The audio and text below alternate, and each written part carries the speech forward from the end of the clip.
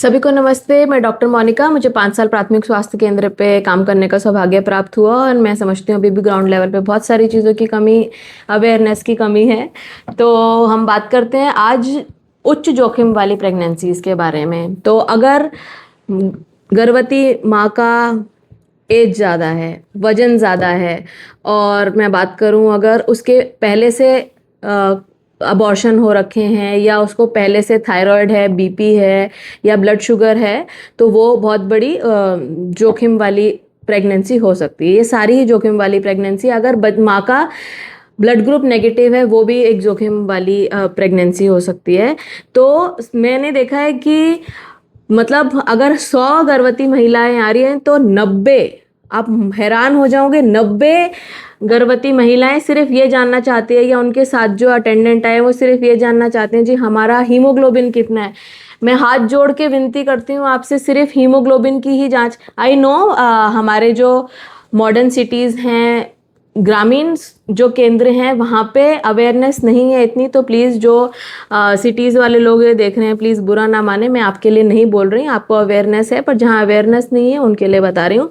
तो अब भी जो है ग्राउंड लेवल पे इन चीज़ों की अवेयरनेस नहीं है कि हमें किस किस चीज़ की जांच करवानी है। सिर्फ हीमोग्लोबिन ही नहीं, हम लोगों को थायराइड कितना है आपका, उसकी जांच होनी काफ़ी ज़रूरी है। आपके लीवर फंक्शन टेस्ट किसके कितने हैं, आपको उस चीज़ की जानकारी होनी बहुत ज़रूरी है। लीवर फंक्शन टेस्ट के बारे में हम बात कर चुके हैं। डायबिटीज़, आपका कितना शुगर चल रहा है, क्योंकि प्रेगनेंसी के दौरान सारी चीज़ें बढ़ती हैं, लिपिड प्रोफाइल भी बढ़ती है, आपका बीपी भी बढ़ रहा है। तो अगर ऑलरेडी बीपी बढ़ा हुआ है वो हमको चेक करना है कि अब हमारे इससे हमको और होने वाले बच्चे को प्रॉब्लम हो सकती है। तो मैं अब एक एक करके आपको सारी बातें बताती हूँ। Thyroid, liver function test, blood pressure, blood sugar और एलएफटी, इन सब की, और आपका ब्लड ग्रुप, इन सब की आपको जांच करवानी चाहिए। हर ट्राइमेस्टर पे करानी चाहिए। 3 तिमाही होती हैं हमारी, 0 से 13 एक तिमाही, 13 से 24 दूसरी तिमाही, 24 से फर्दर वो तीसरी तिमाही में आता है। तो हम एक एक करके सिम्टम्स के बारे में बात करते हैं। अगर मैं बात करूं थायराइड के बारे में, तो एक होता है हाइपोथायरॉयडिज्म और एक होता है हाइपरथायरॉयडिज्म। प्रेगनेंसी में मोस्ट कॉमन होता है हाइपोथायरॉयडिज्म। हाइपोथायरॉयडिज्म के लक्षण होंगे कि आपको थकान हो रही है, मेटाबॉलिज्म स्लो हो रहा है, कॉन्स्टिपेशन आप जैसा फील कर रहे हो, तो ये हाइपोथायरॉयडिज्म के लक्षण है। और इससे आपके बच्चे को क्या खतरा हो सकता है कि हो सकता है बच्चे की प्री मैच्योर डिलीवरी हो। ठीक है, तो इसके लिए आपको मैं रिक्वेस्ट करूंगी कि सब अपना जो है थायराइड लेवल चेक करवाएंगे प्रेगनेंसी में। दूसरा अगर मैं करूंगी हाइपरटेंशन के बारे में, तो हाइपरटेंशन, प्रेगनेंसी में हाइपरटेंशन की वजह से होने वाली कुछ बीमारियां जैसे एक्लेम्शिया, प्री एक्लेम्शिया, ये तो काफ़ी खतरनाक होती है। इससे माँ को और बच्चे को दोनों को ही काफ़ी ज़्यादा रिस्क होता है।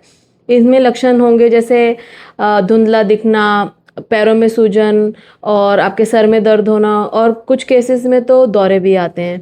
फिर अगर मैं बात करूं लिवर डिजीज़ के बारे में, तो उसमें शरीर पे खुजली आना, पेट में दर्द होना, जॉन्डिस हो जाना और प्लेटलेट्स डाउन हो जाना। एक वहाँ पे हेल्प सिंड्रोम करके एक बीमारी होती है। और जैसे अगर मैं डायबिटीज़ की बात करूं, तो डायबिटीज़ में भी बच्चे को काफ़ी बीमारी हो सकती है। बच्चे का वज़न बहुत ज़्यादा बढ़ सकता है, बच्चे को, होने वाले बच्चे का वज़न काफ़ी ज़्यादा बढ़ा हुआ हो सकता है। वो नॉर्मल डिलीवरी के चांसेस कम हो जाते हैं, उसमें बच्चा नॉर्मल डिलीवरी के दौरान अटक सकता है, जिसे शोल्डर डिस्टोशिया कहते हैं। फिर हमारा जो है बच्चा जन्म लेने के बाद जो है उसको टाइप 2 डायबिटीज़ के रिस्क होना जैसी बीमारियों के चांसेस होते हैं। ये सब समय रहते हम चीज़ें कंट्रोल कर सकते हैं, जिससे माँ की जान को और बच्चे की जान को दोनों को खतरा ना हो। 7वें महीने पे ये सारी जांचें बहुत ज़्यादा ज़रूरी होती है। तो हाथ जोड़ के मेरी यही विनती है कि प्लीज़ हीमोग्लोबिन ही नहीं, thyroid, BP, sugar, liver function test, इन सब की जाँचों के बारे में भी आप प्लीज़ जांचें अपने डॉक्टर से बोलें, करवाएं। धन्यवाद।